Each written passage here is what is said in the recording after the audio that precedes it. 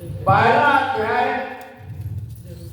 9वें सारण तीर्थ में श्री सूत जी महाराज 88,000 श्रवण काल ऋषियों से बोले, यह अब मैं आपके सामने कार्तिक महात्म की श्रेष्ठ कथा कहता हूँ, सो सुनिए। जिसे सुन करके मनुष्य सब प्रकार के पापों से छूट करके वैकुंठ को प्राप्त कर लेता है। श्री सूत जी ने कहा कि हे श्री कृष्ण जी से आज्ञा लेकर के नारद जी से चले जाने पर सत्यभामा प्रसन्न होकर के श्री कृष्ण से बोली कि हे नाथ, मेरा जीवन सफल हो गया और मेरे माता पिता भी धन्य हैं, जो आपकी 16,000 रानियों में से मैं अत्यधिक प्यारी हूँ। और मैंने वह कल्प वृक्ष आज आपके साथ श्री नारद जी को विधि पूर्वक दान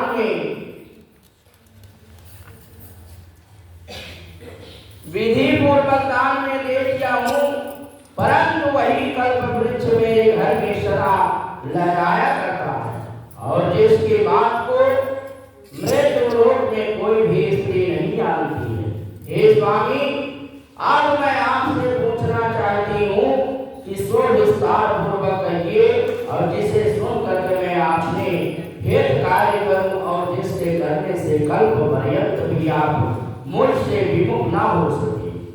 श्री सूत जी कहने लगे कि सत्यभामा के ऐसे वचनों को सुन करके श्री कृष्ण की हंसते हुए सत्यभामा की बाह पकड़ करके और कल्प वृक्ष के नीचे गए और बोले कि हे प्रिय, 16,000 स्त्रियों में से तुम प्राणों के समान प्यारी हो और तुम्हारे लिए देवताओं और देवराज इंद्र से भी मैंने विरोध किया था। और उस महाअद्भुत वार्ता को सुनो। श्री सूत जी बोले कि एक दिन श्री कृष्ण भगवान ने सत्यभामा के साथ गरुड़ पर सवार होकर के इंद्र लोक में जाकर के और कल्प वृक्ष मांगा। तब इंद्र के ला देने पर गरुड़ का और इंद्र से घोर युद्ध हुआ।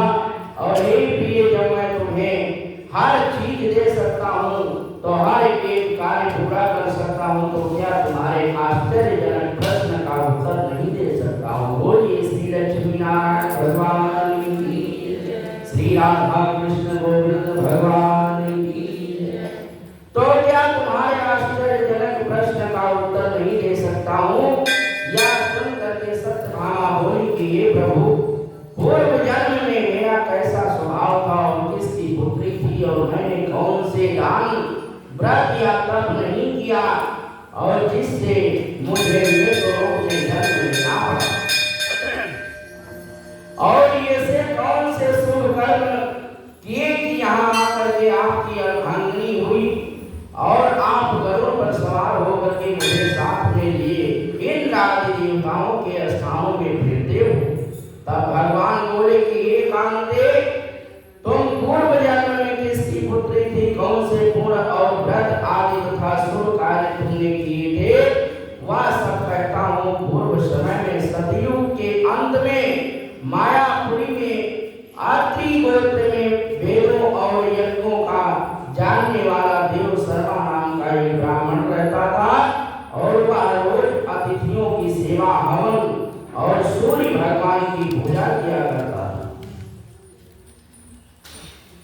इसलिए सूर्य की तरह तेजस्वी था।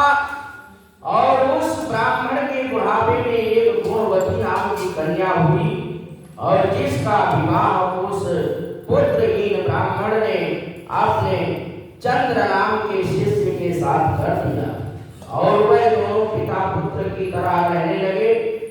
एक समय वह दोनों कुशा और संधा लेने के लिए वन में हिमालय की तलहटी में पहुंचे, तो उन्होंने एक राक्षस को अपनी तरफ आते हुए देखा, और जिसके भय से उनके शरीर शिथिल हो गए और उनमें भागने की शक्ति भी नहीं रही। तब राक्षस ने दोनों को मारकर डाला, और उनके धर्मात्मा होने के कारण मेरे पार्षद उनको वैकुंठ में ले गए, क्योंकि उन्होंने आजीवन सूर्य की पूजा की थी। और इसलिए मैं दोनों पर अति प्रसन्न हुआ जब वह दोनों विमान पर चढ़ते हुए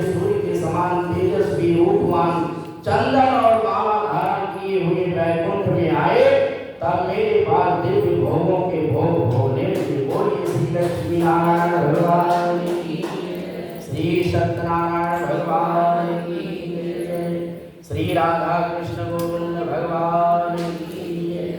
आज एक ही अध्याय कहता हूँ, ठीक है, फिर आगे छोटे छोटे होंगे तो कल से